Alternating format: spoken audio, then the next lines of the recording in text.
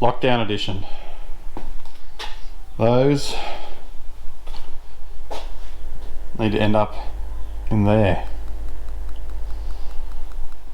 I'll sand all this up, get it all nice and clean to start with. Same on the inside. Just clean up all that, all the spatter and such. They need a little bit of trimming, just on the corners. Only reason they need trimming is they don't actually quite fit past this to go all the way home. But yeah, let's get into it.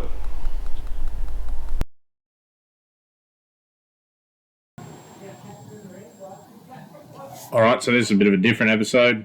Had a few technical difficulties with the microphone. So, got a bit of a voiceover. Try and get as much information as we can remember in, but here it is.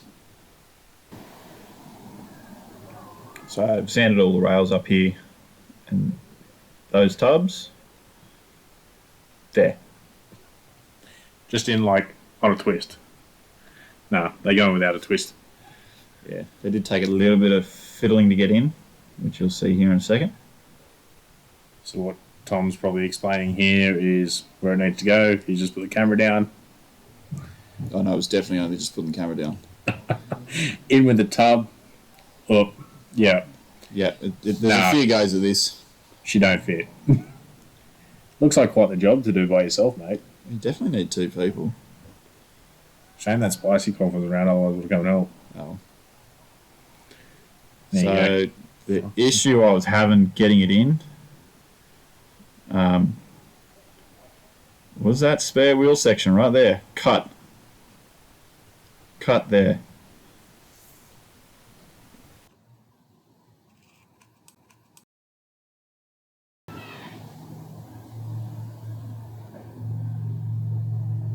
So cut the back out, sanded it up. Test fit number 2. Test fit number 2. 3, 4. Still no go. Still tight.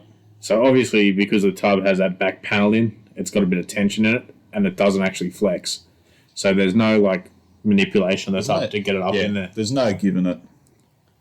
It just, you see it right there, it's stuck. It's wedged. It gets wedged in there. Quick hit with a hand mallet. Out it comes. So you can get the front in or you can get the back in, but once you get one in, the other one slips out. The idea was to slide it up. And obviously needs more there. More there.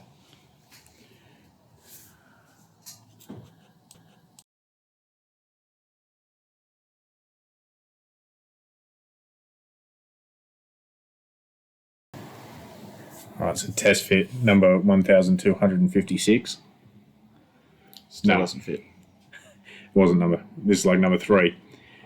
It's always best to just keep test fitting things instead of cutting a heap out and then having to come back and patch it later. Yeah, you can see it. You can see it actually slid up a bit better there, guys. It was obviously still wasn't quite right. It needed to turn. It needed to rotate actually. So the back needed to come down while the front went up. You sort of see it's wedged in there.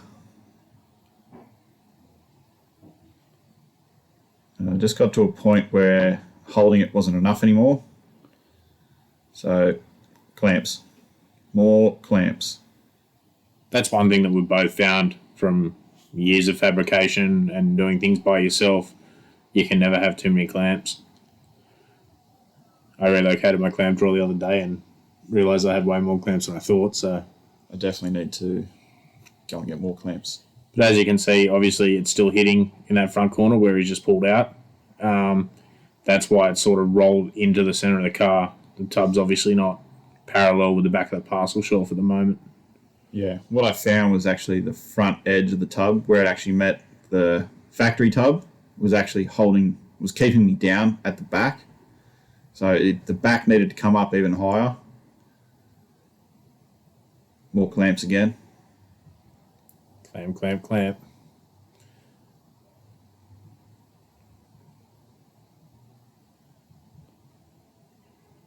So there it is. It's all in. Obviously down.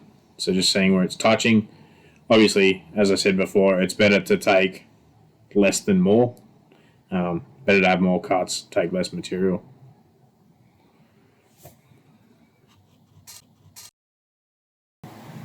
The tub's sitting in, but it's sitting down. All the way down.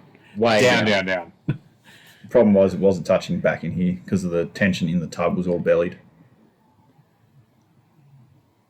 So it's obviously not touching there, but Tom pans around and it's obviously touching in there. And the back spare wheel tub. Yeah, it was still catching on the spare wheel well. I ended up just cutting more and more out of that. Yeah. Pretty much till there was nothing left, I think. Yeah, just little cuts. There's no point trying to bridge a big gap. But I think in a future episode that goes our way anyway, doesn't it? It does get deleted in the future episode, yes. More to come with backyard builds. So obviously just trimming. Trim. Just a 1mm disc. Yep. And then just sand it up just to make sure the rail was flat still. You can see how it's a bit more square now. And I obviously marked the tub to the body. So I got my mark here from the factory tub. And I needed to square it off a bit nicer. Needed to make it a nice straight cut. So I had a bit of 40mm tube. Wavy. And the 40mm tube was actually a little bit too tall. It didn't leave enough overlap. So what you're trying to do here is just mark where you're going to actually cut the tub. Yeah, I just needed a way to mark a straight line all the way around. So obviously flat benches with like standoffs like that bit of 40mm tube are a great option. Yeah, so I ended up going down to a 30mm tube. It just gave me a bit more overlap into the tub. And I can always cut a bit more later off if I need it anyway. So obviously because the tub doesn't match the actual original tub that well, there's always going to be an overlap. It's how the factory would have done it, and then they would have been spot welded across that overlap. Yep. And then just seam sealed. So that joint that you can see there where Tom's fingers are would be the actual original join between the two tubs. Yeah, so where I'm pointing was where the issue was. There was too much tub and it kept hitting there, so it wouldn't go up high enough and I needed it back there. So mark. How good does that you look? Trim. It was actually a pretty straight cut too. I was pretty happy with it. There's no real trick to cutting straight. Just take your time, really, isn't there? Yeah, just follow the line. Tub goes in. Tub went in a lot better this time. So you can see it sits up high now. It's closer to that original partial shelf, and it's actually touching right up at the top of the inner tub. It's still obviously bellied. There's still tension in the tub, but there is a way to get that out, which I'll show you in a minute. I like how you've nearly lined up that bead roll with a factory bead. All that gets deleted. All gone. We'll come back to that in a minute. So this is how Tom gets the belly out. So 2 big F clamps. Straight bit of tube. Obviously, it's in between the beads. Obviously, you wouldn't want to push that tube and tighten those clamps up right through that bead, otherwise it'll just crush it. Those beads actually sat above the factory rail too. So nothing got squashed, nothing got pinched. It sat up there nicely. So McDonald Bros have done a really nice job with these tubs. Yeah. Clamping it flat also gave me a chance to mark it properly to the new rail, which you can see there. So it's obviously marked to the rail. Tom's going to put like a 15mm strip. Yeah, I cut an extra 15 off it, so I actually could weld the lip to the tub. Lucky you're doing so many hand gestures. It makes this really easy to I know. voice over. See, there you go. Look at that. Perfect 15mm all the way around. Just zip it off with a 1mm again. Tom's got tape measures in his eyes. I had that laser eye correction surgery. So yeah, back in. Back in. You can see it sits a lot flatter against the rail now. Sits up a lot higher. It's up on the parcel shelf. It's up on the original. It's pretty parallel with the top of the parcel shelf as well. Yep. That was what I was looking for, actually. It had to be parallel. That cut is irrelevant at present because that rear, divider was always going to come out, that back seat brace. Yeah, the parcel, yeah, correct. You see it's nice and hard up all the way around. So it's going to make it easy to weld in. Here needed a bit of love. I had to trim a little bit out. I don't know if there's footage of that. No, there is no footage of you trimming that. Yeah, so I actually had to square off a little bit more just to get the tub to push forward. But you can see there's just a little gap there. So it gave me something to weld to. Didn't have to worry about welding to an edge. It was welding to a flat. So all I did there was point out how I was going to stitch it in and stitch it in through here. I actually had to go through and wire wheel all that because there was a lot of seam sealer and junk in there. So once that's all welded in, are you going to seam seal that back up again? Yep, everything gets seam sealed again. So I don't think it's shown in here, but you'd copper prime both sides of that before tacking it on, just to give that extra layer of prevention of rust in there. Yep. As we normally do. I don't think Tom showed it, but... No. So we've actually adapted and overcome to our spicy coffee issues. Tom records and I can edit and put it all together. But this weekend it's my turn to record, so got some stuff coming up on the wagon again. But yeah, as you can see, obviously there's a bit of a gap, but again that spare tyre weld gets deleted. So you can see I've got all my safety gear on there with wire wheels. You don't want to cop some of those to the face or into your hands. No, they go everywhere. They go pretty deep. They do. They Not will, fun. They will go through work pants as well, so... Yep, and if a wire wheel catches, look out. Ask me how I know. I have been I have been to the emergency department for that issue. All right, for those that know the story, but it's not YouTube friendly. Yeah. So I was fiddling around with it here to get it in. It kept just slipping past the factory tub. You can see I kept trying to have to push it down to get it back into place. It was just it was fighting me, and I was fighting with it. It does look like it. You don't see the anger in my face, but I got it to a position where I could tack it off. Glue gun is out. Repeat, glue gun is hot. And once I had it tacked off, once I had it tacked to the inner tub, I tacked it to the rail. Yep. Because I had to pull, if you remember seeing that belly, I had to pull the belly out of it. So it's better to set your depth first on the original tub and then pull the tension back. Yep. You can see how I've marked it sort of every 50 to 60 mil. You can see on the inside, you can see the spot welds from the other side. So you're only going to stitch them in, aren't you? You're not going to fully weld them? No, what I did was I stitched it every 50 mil. For about 50 mil? Every 50-50 sort of thing. Yeah. So it was a 50 mil weld, 50 mil nothing, 50 mil weld, and so on. So I read an article the other day that 25 mil of good penetrating weld will hold up to a ton. So that's more than sufficient to hold in that tub. Yeah. Obviously, the more heat you put in it, the more you weld it, the more stress it's going to put in it, the more heat it's going to put in it, the more it changes the metal itself. So 50 every 50 is more than sufficient for this. So there I'd left a little bit extra on the rail, so I actually had to put a bit more in. So I just made up a little piece, jammed it in there. I actually folded it so it knocked into the rail. Okay. So it was like an internal piece instead of a plate. So that way it matched up better with the cap we put on there earlier. And then no corner filler weld again. Yeah, correct. It was a corner. Yep. So it was a little bit fiddly to get in. I had to turn it and got it there in the end. Zapped it all up. Zap, zap, zap. It was obviously thin, so it was a bit of 3 mil I used. Yep. Obviously the factory sheet's quite thin, so I was just going through and tacking it, letting the tack cool before I put another weld on it. I didn't want to try and fill a massive hole. No. Problem is people go too hot and then it actually creates more holes and more work than is actually required. Yep. Just take your time. Yeah. You want to be hot to the point where it still produces penetration, but you don't want to be that hot that it burns a hole. Yeah. It's like trying to weld a rust. Yeah. So there you go. Tubs are both in. I think at this stage they were both tacked off. No, driver's side wasn't tacked in. But what I was saying was I measured. Oh, actually, no. What I was doing there was a little lip left on the Pittsburgh. So I was actually able to hammer it and peen it round, lock the Pittsburgh in a bit more. Yep. So I actually did that when it was in the car. I only noticed it when it was in the car.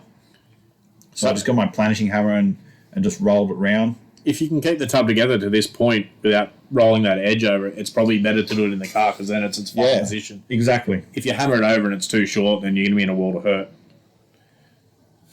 Fuel goes in there. Factory filler? It's going to work out with the factory filler now. So It's going to retain it. There's a little infill piece to go in there, which you'll see later on.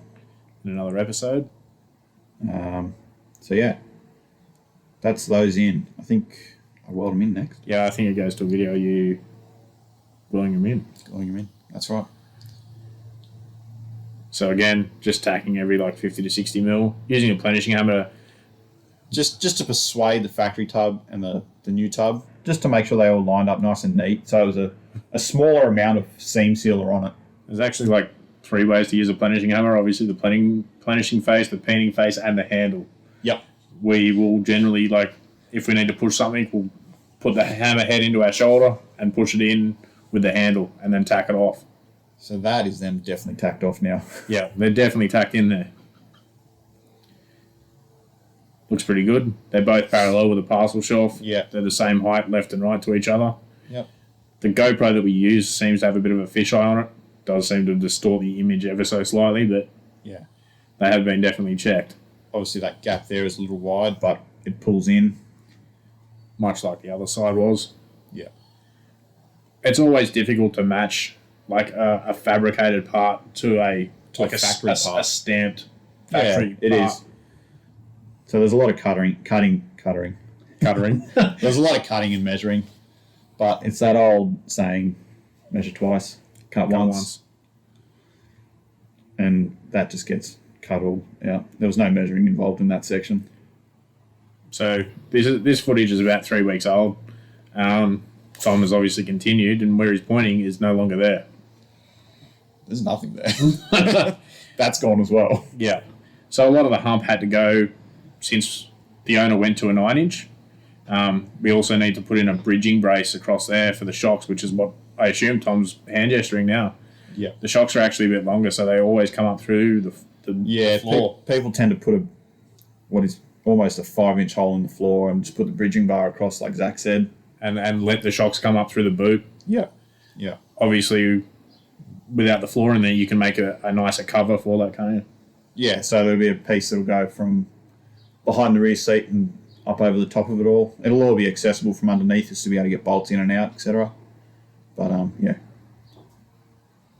So you can see there, that's the tacking technique I was talking. I didn't want to blow holes into it, so I was just doing one tack at a time and letting it cool down before I did the second one and continued on. If you were to continue, obviously it would put a lot of heat in. There would be a lot of peno. Yeah, it's not. This isn't structural. No. It's structural to the car, but it's not thick metal. It's all 1mm sheet essentially, and all the stamps, beads, shape that are in it form what is the chassis of the car. So I was welding inside corners there. Yeah. So What I actually did was I stitched the inside of the Pittsburgh just to hold the two together, just in case it was to do a burnout. Tire, Yeah. the belt was to come off and you get a hell of a lot of slack from a tyre. yeah, a tyre doing about 200 kilometres an hour at wheel speed It's going to do damage. gets a hell of a slap up on the band. So Thought it was best not have entered the vehicle. it's the last thing you'd want, is it to come through and get a passenger in the back. Yeah. So as you can see, just another shot of Tom welding the entire corners. So you can see the heat that he's putting into it, like that heat affected zone.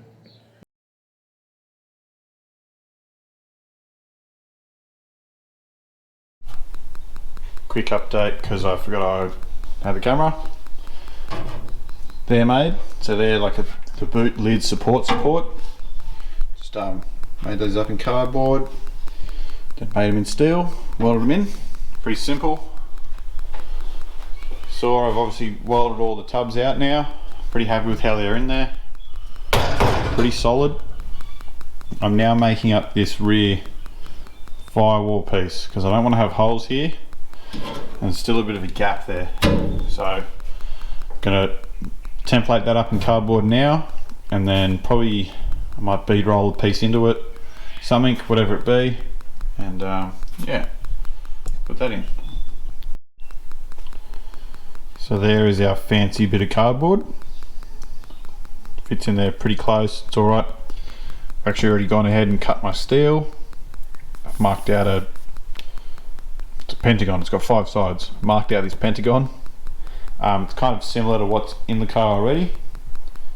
So what I'm going to do now is I'm going to actually put this through the English wheel.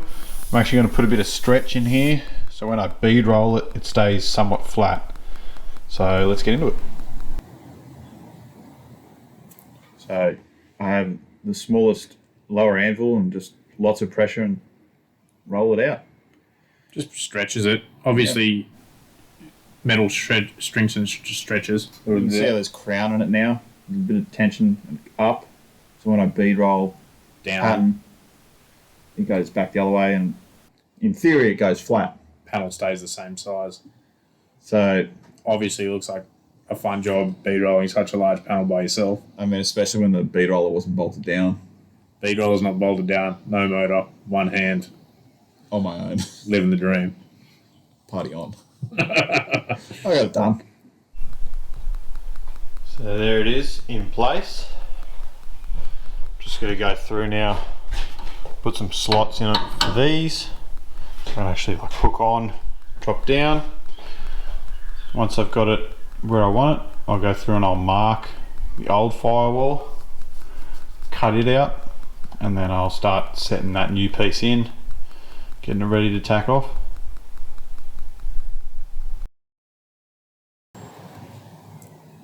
Next time on How to Tub Your VL, Tom cuts some holes, bead rolls some panels.